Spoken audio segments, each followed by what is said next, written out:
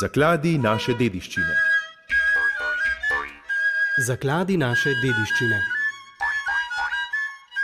Zakladi naše dediščine. Prijazen pozdrav, naš sogovornik je dr. Tomaž Nabergoj, univerzitetni diplomirani arheolog in zgodovinar, muzejski svetovalec, tudi kustos v Narodnem muzeju Slovenije. Sva na razstavi, ki je bila postavljena lani in je na ogled vse do letošnjega kulturnega praznika, ko bo Prešernov dan, se bomo lahko to razstavo tudi ogledali, takrat torej zadnjič. Še predtem vas pa vabimo, da si jo ogledate in si vzamete čas za glasbila, zvočila, ker Slovenci pravimo, da smo glasbeni narod. Dr. Tomaž Nabergoj, pozdravljeni. Lep pozdrav. Posebej ste ob tej razstavi, kjer je seveda v ospredju zagotovo neandertalčeva piščal, pred 30 leti so jo odkrili, zelo pomembno glasbilo, ne inštrument, ampak vendarle je pa tudi kup ostalih zvočil oziroma glasbil iz novega oziroma srednjega veka, je še eno zelo zanimivo glasbilce. Ja, to je drumlica. Raziskave o neandertalčevi piščali so dali spodbudo, da smo pregledali, katera stara glasbila v muzeju še imamo oziroma katera stara glasbila so sploh ohranjena torej v slovenskih javnih ustanovah v muzejih. Pokazalo se je, da je teh glasbil razmeroma zelo malo in da je zanje odgovorna predvsem arheologija. Če vzamemo seveda neandertalčevo piščal, ima tudi neke svoje naslednice, to so poznejše piščali in iz obdobja, ki mene zanima, iz srednjega veka, se je na Slovenskem ohranilo tudi nekaj malega primerkov koščenih piščali. Poleg njih so pa bile tudi keramične, takšne v obliki ptička, torej enostavna glasbila ali pa včasih celo samo zvočila, kjer se ni dalo proizvesti, če temu tako rečemo, neke melodije. Zelo poseben inštrument je pa drumlica. To je sicer kulturno-zgodovinsko pomemben inštrument, ki se je razvil v Aziji. Na Kitajskem so znane najdbe že iz njihove bronaste dobe, že iz 2. tisočletja pred Kristusom. In se je potem ta inštrument razširil praktično po celem svetu. Ampak šele v srednjem veku, recimo okrog 13. stoletja, 14. je prišel v Evropo. Gre za majhen železni inštrument, včasih je narejen tudi recimo iz bakra oziroma bakrove slitine, ki ima en okvir in potem majčkeno pero ali pa lamelo, in ko glasbenik da ta inštrument k ustom, lahko tudi na zobe, in drsa na to lamelo oziroma na jeziček, proizvaja poseben zvok. Ta zvok oblikuje skupaj svojo ustno votlino.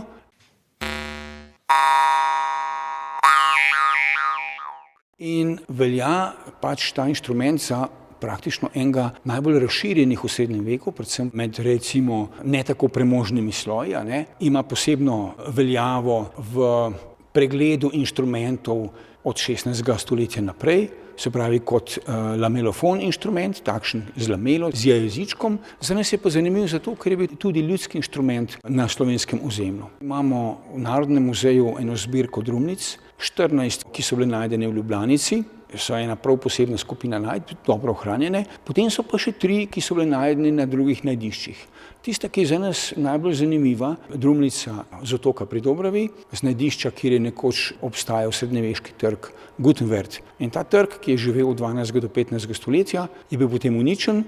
Osmanski Turki so ga 1473. leta uničili, si ni več opomogel. No, 500 let pozneje so ga pa arheologi odkrili. In med najdbami, ki so obsegali recimo 10 000 odlomkov keramike, pa še okrog 3000 drugih najdb iz kovine, stekla, kosti, kamna, je bil tudi en sam inštrument, to je bila drumlica. Ta drumlica je za nas pomembna zato, ker kaže na ukvarjanje z glasbo v tistem času, v tem konkretnem trškem naselju ob Krki, na takratnem Kranjskem. Hkrati imamo pa dokument, s pomočjo katerega lahko vidimo, iz kakšnega materiala je bil, kako ga je mojster naredil, kako je zvenel. V več velikostih so nekatere drumlice zelo majhne. Ja, nekatere drumlice so zelo majhne. Mi imamo 2 iz Ljubljanice, ki sta manj kot 3 cm dolgi in sta očitno otroški. Pisni viri, tudi likovne upodobitve kažejo za celo Evropo, da so že v srednjem veku, pa tudi v novem, na drumlice igrali ne samo odrasli, moški in ženske, iz različnih družbenih slojev, ampak tudi otroci.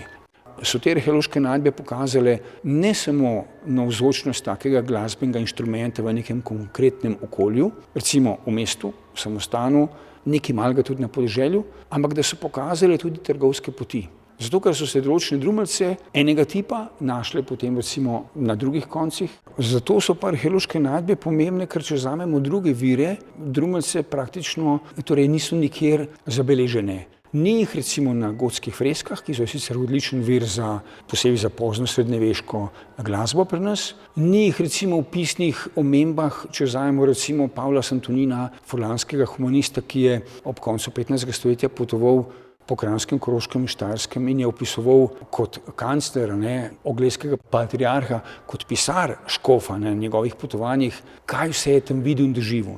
In recimo omenja glasbila, glasbenike, glasbo kot zelo pomemben del kulture takratnega življenja, tako recimo na gradovih kot v samostanih. Nikjer ne omenja drumeljce. Mi pisnih virov o tem nimamo. Zato so pa pač arheološki viri te najdbe tako izjemne. In če pogledamo en majčken košček železa z Gutenberga, ki seveda je bil prepoznan kot drumeljca, je to za nas izhodišče, da potem z izdelavo replike pridemo do inštrumenta, s katerim lahko danes poslušamo eno glasbo, ki je bila takrat morda ne tako zelo cenjena, pa vendarle ne zelo razširjena. Je pa treba povedati, da je drumeljca dobila posebej v poznejših stoletjih pridobile na veljavi, če temu tako rečem, tako da so recimo skladatelji 18. 19. stoletja pisali posebna dela za drumeljco. Torej skladatelj Albrechtsberger, ki je bil učitelj Ludwiga van Beethovena, je napisal, mislim, da 6 del za lutnjo in za drumeljco. In recimo za 19. stoletje so znani virtuozi, ki so hodili po Evropi in igrali na drumeljce in so seveda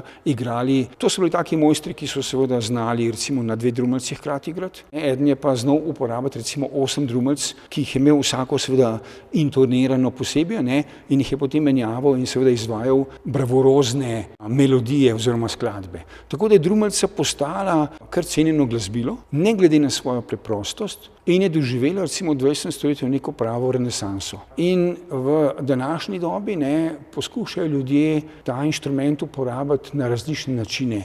Že v 19. stoletju recimo, mislim, da je nemški zdravnik je svetoval uporabo drumeljce kot terapevtskega sredstva.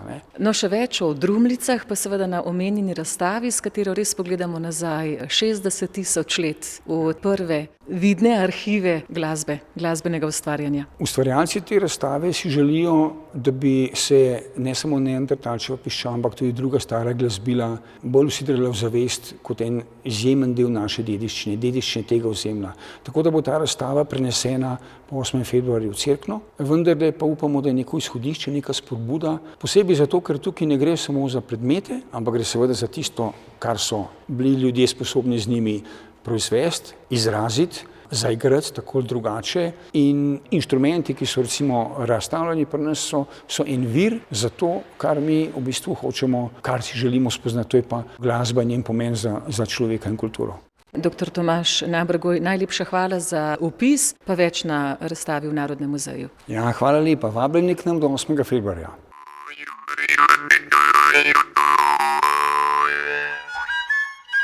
Zakladi naše dediščine.